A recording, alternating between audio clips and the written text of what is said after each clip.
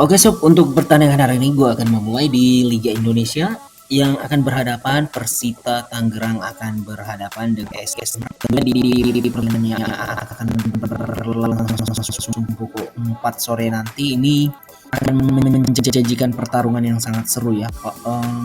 Gue melihat bagaimana Persita sendiri ini dalam dua laga terakhir yang gagal sekalipun memenangkan pertandingan ini Borneo berimbang dan juga mengalami kekalahan atas puncak klasemen Madura United. Sebenarnya tidak bisa dikatakan sangat buruk ya.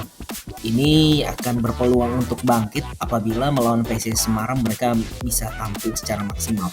Pasalnya PSIS Semarang juga sudah dalam 3 pertandingan terakhir gagal memenangkan satu laga pun. Hanya saja di pekan lalu mereka mampu keluar dengan kemenangan yang dramatis atas Persikabo 3-2. Menurut gua itu belum cukup untuk menunjukkan performance mereka yang sesungguhnya. Hanya saja jika melihat dari histori pertandingan, kedua klub ini kerap kali selalu menyajikan pertandingan di mana PSIS Semarang selalu unggul.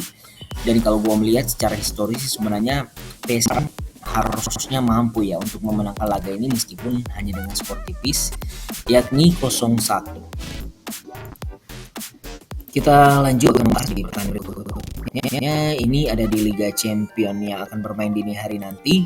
Setelah di pekan sebelumnya AC Milan ini ketika berhadapan dengan Inter Milan dan memenangkan derby, mereka gagal untuk memenangkan laga melawan Salzburg di Liga Champion di pekan pertama dan kini mereka menatap pertandingan kedua setelah mengalahkan Sampdoria di pekan lalu di Serie A. Menurut gue sih ini akan berbahaya ya. Pasalnya gue melihat bagaimana permainan Dinamo Zagreb ketika menjadi tuan rumah berhadapan dengan Chelsea. Pertahanan mereka sangatlah luar biasa di sana. Chelsea sangat frustasi dan akhirnya mereka bisa keluar sebagai pemenang di mana Dinamo Zagreb menang 1-0 atas Chelsea. Begitu pula dengan penampilan mereka musim ini di liga mereka. Tentu di Liga Kroasia ini sangat mengkhawatirkan bagaimana AC Milan akan berhadapan dengan tim yang sedang dalam top performance. Hanya saja jika gue melihat bahwa Milan juga musim ini tercatat dari pre-season hingga Serie A dimulai mereka belum terkalahkan sekalipun. Ini akan menjadi sebuah penentuan dan pertarungan yang sejati bagi AC Milan. Namun prediksi gue harusnya AC Milan mampu keluar sebagai pemenang ya. Apalagi histori mereka di Liga Champions cukup baik. Maka dari itu prediksi gue AC Milan 2 dan Dinamo Zagreb. Kita melihat dari performance Chelsea setelah mereka mengalami kekalahan atas Southampton. Ini kemudian di pekan berikutnya mereka mampu memenangkan laga atas West Ham di IPL. Hanya saja di pertandingan Liga Champion pekan lalu secara mengejutkan mereka dikalahkan oleh Dinamo Zagreb. Dan kalau gue melihat pada saat itu secara 90 menit pertandingan Chelsea tidak menunjukkan kualitas mereka yang sesungguhnya. Nampak tumpul, hanya saja ada secerca harapan di mana sepertinya pertandingan kali ini Aubameyang sudah bisa membantu di lini depan. Dan jika kita melihat bahwa ini apakah berhasil atau tidak, tentu saja ini menjadi pertarungan. Pasalnya Salzburg sendiri juga musim ini tampil sangat luar biasa ya di liga mereka sendiri dan juga kita melihat di pertandingan Liga Champions ketika mereka menahan imbang AC Milan ini harus menjadi sebuah catatan yang penting bagi mereka sendiri.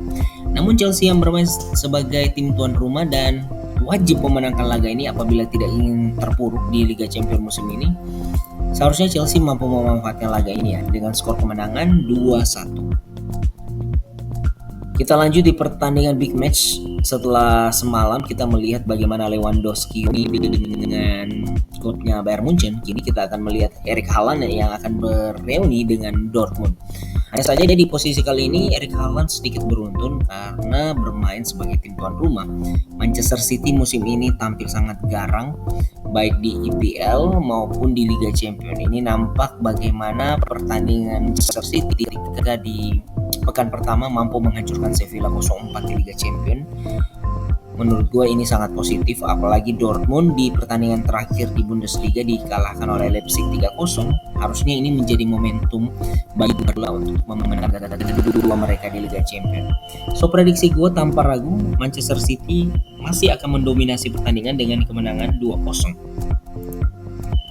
Yang berikutnya adalah Juventus akan berhadapan dengan Benfica. Tentunya pertandingan ini akan sangat juga menentukan kalau kita melihat bagaimana Juventus sudah mengalami kekalahan tipis 2-1 atas Paris Saint-Germain dan mereka berada di grup yang terbilang sangatlah sulit, harus segera memenangkan pertandingan. Di sisi lain, tim tamu Benfica sudah mencuri kemenangan pertama melawan Maccabi Haifa di pekan pertama Liga Champions dengan skor meyakinkan 2-0 dan diikuti dengan performance yang sangat luar biasa. Gue mencatat di sini sudah 20 pertandingan dilewati dengan kemenangan beruntun. Dan apakah Juventus mampu mematahkan rekor mereka? Nampaknya gue sangat meragukan melihat permainan Juventus di Serie A musim ini dan banyaknya pemain-pemain penting mereka yang belum bisa tampil. Apalagi di pertandingan kali ini sangat diragukan bagaimana Rabiot, Pogba, bahkan Di Maria. Ini begitu pula disusul dengan Alexandro sangat diragukan untuk tampil. So prediksi gue pertandingan ini masih akan sulit bagi Juventus dan gue memprediksikan pertandingan ini hanya akan berakhir imbang dengan skor under yakni 1-1.